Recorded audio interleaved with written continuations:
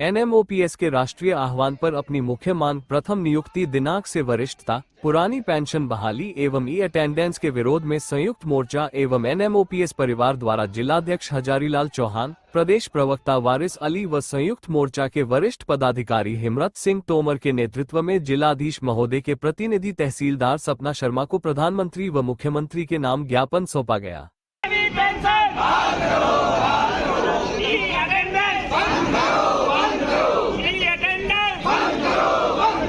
हम अपना अधिकार मांगते नहीं किसी से भीख मांगते, हम अपना अधिकार मांगते नहीं किसी से भीख मांगते।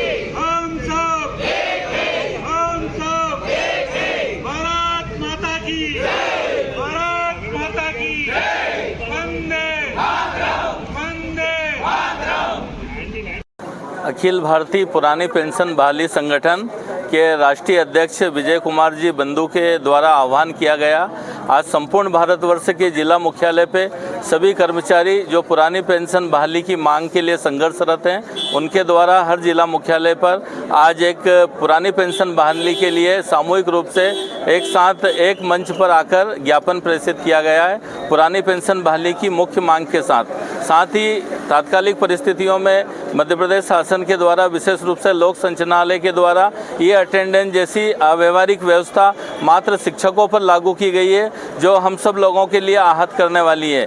हम लोग नियमित हमारी संस्थाओं में जाते हैं, हम सिविल सेवा आचरण संहिता के तमाम उपबंधों का पालन करते हैं और हमारे ऊपर ये अव्यवस्था और अव्यवहारिक व्यवस्था जो डिजिटल उपस्थिति के माध्यम से मोबाइल के द्वारा ये अटेंडेंस अधिरोपित की गई है, ये निश्चित रूप से अव्यवहारिक है और ये शिक्षकों के लिए पीड़ादायक है। दोनों मुख्य बिंदुओं पर आज हम माननीय जिलाधीश देवास के समक्ष हमारा ज्ञापन प्रेषित करने के लिए सामूहिक रूप से संयुक्त मोर्चे के साथ आह्वान है। पुरानी पेंशन बहाली संगठन का प्रदेश के और जिले के सभी पदाधिकारी संयुक्त रूप से उपस्थित हुए हैं। हमारा प्रश्न है, ये अटेंडेंस का विरोध क्यों हो रहा है? ये अटेंडेंस एकमात्र शिक्षा विभाग पर ही लागू की गई है, ना तो उसमें कोई संशोधन किया गया है और उसके बाद ये पूरी तरह से अव्यवहारिक व्यवस्था है। जो कहीं कवरेज की समस्याएं हैं, कहीं डिजिटल जो प्रमाण है वो पूरी तरह सर्वोच्च न्यायालय तक अंतिम प्रमाण के रूप में नहीं माना गया है। तो इस व्यवस्था के माध्यम से जो हमारी उपस्थिति प्रेषित की जा रही है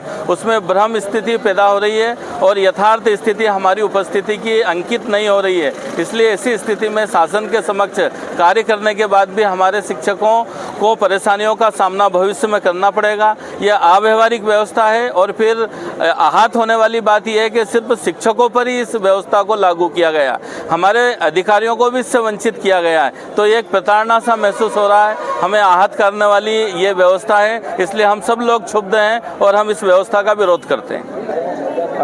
मैं आपके लोकप्रिय चैनल के माध्यम से संपूर्ण भारतवर्ष को यह अवगत कराना चाहता हूं कि सभी अधिकारी कर्मचारी सभी तबके के शासन हित में जब काम करते हैं और जब सेवानिवृत्त होकर के वे अपने घर को जाते हैं तो उनके बुढ़ापे की व्यवस्था शासन ने पेंशन के रूप में की हुई है। वर्तमान में हमारे प्रदेश की सरकार ने और भारत सरकार ने वो लाठी हमसे छीन ली, जबकि हम हमारा अमूल्य समय शासन की सेवाओं को देते हैं, लगभग 40 वर्ष 45 वर्ष। तो एक बड़ा गंभीर मुद्दा है, पूरे भारतवर्ष में इस बात की आवाज़ हम उठा रहे हैं कि जिस प्रकार से वर्ष 2005 के पूर्व पुरानी पेंशन सभी अधिकारी कर्मचारियों को दी जाती थी, वे हम सबको दी जाए। 98 के बाद जो नियुक्त हुए उनसे क्यों ये व्यवस्था छीन ली गई? राजनेताओं को आप पुरानी पेंशन दे रहे हैं, आप जो क्लास 1 अधिकारी हैं उनको आप पुरानी पेंशन दे रहे हैं, आप उनके वेतन भत्ते बढ़ा रहे हैं, लेकिन हम द्वितीय तृतीय चतुर्थ श्रेणी कर्मचारियों के साथ ऐसा अन्यायपूर्ण रवैया क्यों अपना रहे हैं? इन्हीं सभी प्रकार के प्रश्नों को लेकर हम एक महत्वपूर्ण मांग लगातार शासन प्रशासन के सामने उठा रहे हैं। यह हमारा हक है, यह हमारा अधिकार है। इस बात के साथ हम आज पुनः माननीय प्रधानमंत्री के संज्ञान में ज्ञापन यहाँ प्रस्तुत करने के लिए उपस्थित हुए हैं और आपके न्यूज़ चैनल के माध्यम से आग्रह करते हैं कि हमारी बात माननीय प्रधानमंत्री तक पहुँचे और सभी के हित में यह निर्णय माननीय प्रधानमंत्री महोदय जल्द से जल्द पारित करें। वैसे हमारी मुख्य जो मांग है हमारी वो पुरानी पेंशन को लेकर है, साथ ही ई अटेंडेंस को लेकर है कि जो पुरानी पेंशन है वो पूरे जितने भी हमारे शिक्षाकर्मी से जो 98 से जो नियुक्तियां हुई थी उसमें कोई ऐसा नियम नहीं था, हमारा जो बाइलाज था उसमें भी नहीं था कि जो शिक्षा विभाग में 3 साल के बाद में शिक्षा विभाग में संविलियन कर दिया जाएगा।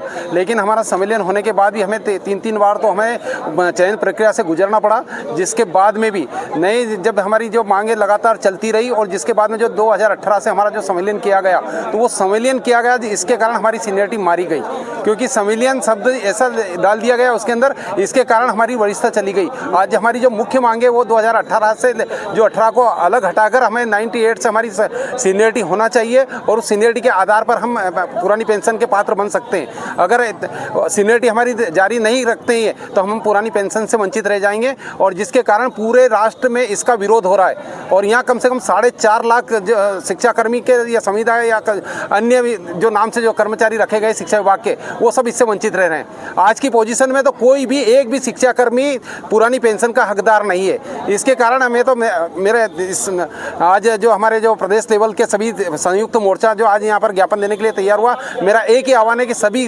कर्मचारी मिलकर समस्त प्रदेश अध्यक्ष मिलकर मुख्यमंत्री जी से मिलें, क्योंकि मुखिया जब तक नहीं कहेगा तब तक हमारी मांगे मानना बहुत मुश्किल है। क्योंकि ई अटेंडेंस भी मुख्यमंत्री आदरणीय पूर्व मुख्यमंत्री शिवराज सिंह जी चौहान थे, उनका ये कहना था कि मैं मेरे होते हुए कभी भी मैं ई अटेंडेंस को जारी नहीं होने दूंगा। लेकिन मोहन सरकार के द्वारा फिर ई अटेंडेंस लागू की गई। तो मेरे प्रदेश के नेताओं से, जो प्रदेश अध्यक्ष है, उनसे भी संयुक्त मोर्चा के जितने भी नेता, उनसे पुनः निवेदन है कि वो मुख्यमंत्री जी से मिले और ई अटेंडेंस की अपनी जो समस्याएं उससे अवगत करवाए, ताकि वो ई अटेंडेंस की जो लागू की गई उसे समाप्त की जाए।